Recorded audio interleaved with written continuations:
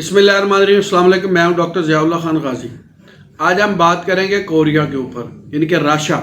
जिस्म के अरादी अज़लात के अंदर अगर गैर अरादी हरकत शुरू हो जाएं तो इसका मतलब होता है कि इसको राशा की बीमारी हो गई है। इसमें यह होता है कि हाथों के अंदर कपकपी आ जाती है। अगर चाय या पानी वाला गिलास हाथ में पकड़ा हुआ है तो वो वाज़िया तौर पे उसकी वाइब्रेट दूसरे महसूस कर सकते हैं। इसके असबाब और इनकी अलामात और इसका होम्योपैथिक इलाज आज मैं आपको बताऊंगा इस वीडियो के अंदर। सबसे पहले हम इसकी अलामात के बारे में बात कर लेते हैं। चलते वक्त मरीज़ वाज़िया तौर पर लड़खड़ा कर चलता है और उसके हाथ कांपते हैं। किसी भी चीज़ को पकड़ने के बाद उसकी वाइब्रेशन बहुत ज़्यादा बढ़ जाती है। उसके अब किसी चीज़ों के ऊपर अख्तियारात नहीं रहते, यानी कि उसके जो अरादी अज़लात हैं वो गैर अरादी अज़लात के तहत चले जाते हैं। और इसमें बाज़ औक़ात तो सारा जिस्म उसका ऐसे करता है और बाज़ औक़ात जिस्म के कुछ अज़ा हाथों में ज़्यादा वाइब्रेशन वगैरह होती है और इसके साथ साथ लुनकनत यानी कि उसको थथला कर बोलना भी शुरू कर देता है। ये इसकी अलामात थी। अब हम इसके असबाब के बारे में बात कर लेते हैं। इसके असबाब में औरतों के अंदर ये मर्ज़ ज़्यादा होता है बानिस्बत के मर्दों के। ये हैज़ की ख़राबियाँ, फतूर, मर्दों के अंदर जलक वगैरह या जैसे बहुत ज़्यादा वो आर्टिफिशियल तरीके से डिस्चार्ज होते हैं, खून की कमी और हिस्ट्रिया वगैरह शामिल हैं। इन अमराज की वजह से जो जिस्म के अरादी अज़लात हैं वो गैर अरादी तौर पर हरकत करना शुरू कर देते हैं। सबसे पहली जो इसके अंदर ख़वातीन के लिए मुनासिब दुआ है वो है सीमिसी फ्यूगा। सीमिसी फ्यूगा के अंदर अगर हैज़ की ख़राबियों की वजह से उनके अंदर अगर ये राशा की बीमारी आई है तो उनके लिए इंतहाई मुफीद है। इसमें असाबी दर्द होते हैं और जिस्म के सारे हिस्सों में छोटी छोटी जगह पे दर्द होता है और इसके साथ साथ मरीज़ को बुराई वाले ख्वाब भी आते हैं। ये ख़वातीन के अंदर अगर ऐसी अलामात हों तो वो सीमिसी फ्यूगा को 3x के अंदर इस्तेमाल करें। 8 से 10 कतरे एक घूंट पानी में।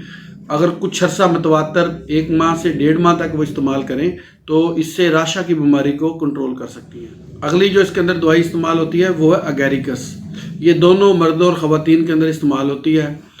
इसके अंदर भी जिस्म के अंदर अगर कपकपी हो और जो उसके अज़ा सही तौर पे काम ना कर रहे हों, यानी कि उनके अंदर वाइब्रेशन हो, तो वहाँ पे इंतहाई मुफीद है। मरीज़ को बर्फ़ की तरह सुइयाँ चुभती हुई महसूस होती हैं अपने सारे जिस्म के ऊपर। इंतहाई कमज़ोरी होती है, असाब कमज़ोर हो जाते हैं, क़ुव्वत मदाफ़त की कमी हो जाती है। अगर ऐसी अलामात हों तो आप अगैरिकस को इस्तेमाल करें। इसके 8 से 10 कतरे 30 पोटेंसी के अंदर सुबह दोपहर शाम 3 टाइम। ये भी आपको काफ़ी अरसा इस्तेमाल करने पड़ते हैं, तो ये असाब की ये जो बीमारी है इसके ऊपर कंट्रोल किया जा सकता है। अगली जो इसके अंदर दवाई इस्तेमाल होती है वो है कास्टिकम।